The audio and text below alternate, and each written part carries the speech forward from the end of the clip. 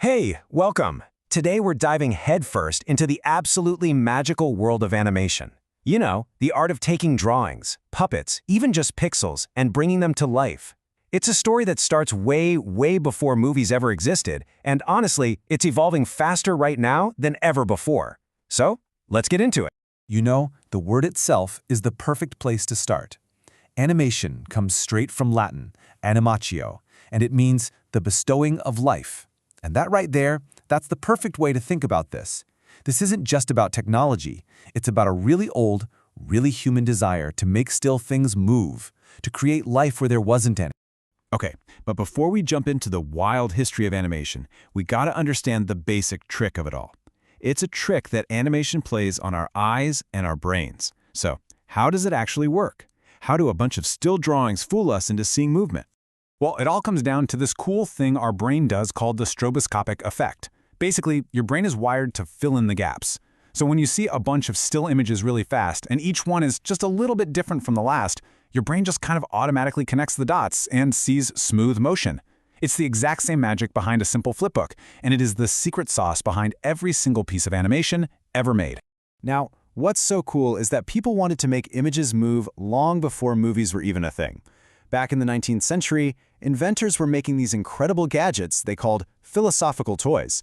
And they weren't just for kids. They were designed to show off the science of how we see motion, and people were absolutely captivated by them.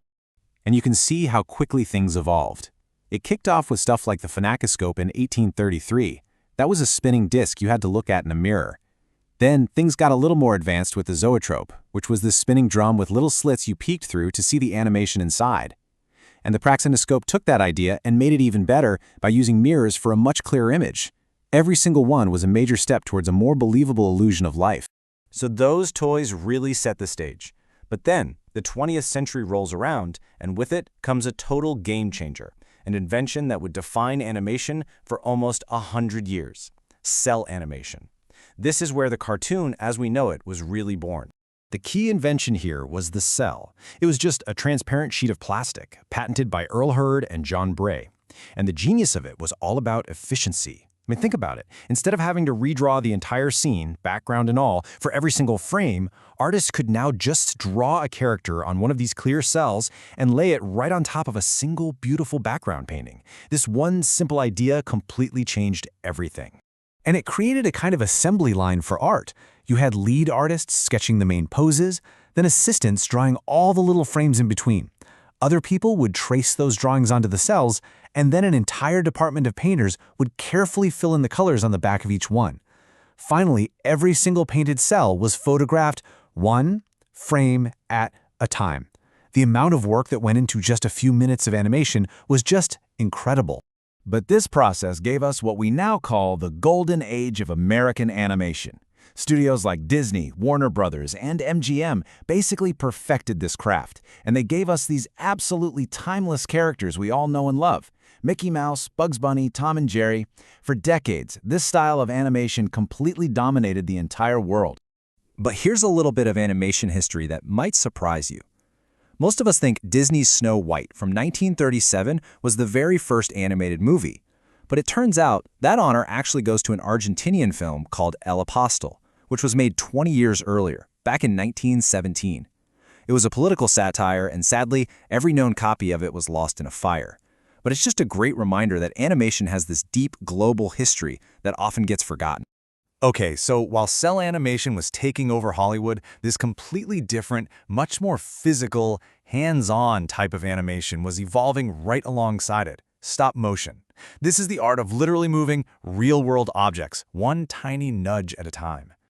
The most famous kind of stop motion is probably claymation. You know, you build figures out of clay, you pose them, take a picture, move them a tiny bit, take another picture, thousands and thousands of times. It's this incredibly detailed work that gives characters like Wallace and Gromit that wonderful handcrafted charm. You can almost feel the thumbprints in the clay. And then you've got cutout animation. This uses flat 2D things like pieces of paper or fabric to create a really unique, kind of quirky style. A perfect modern example is the very first pilot episode of South Park. It was famously made with just a bunch of construction paper cutouts, which is what gave it that iconic lo-fi look. And then there's this really surreal technique called pixelation, where the puppets, are actual people. Yeah, you have live actors hold a pose for one frame, then move slightly for the next. And with this, you can make people look like they're sliding across the floor without moving their legs, or just pop into existence.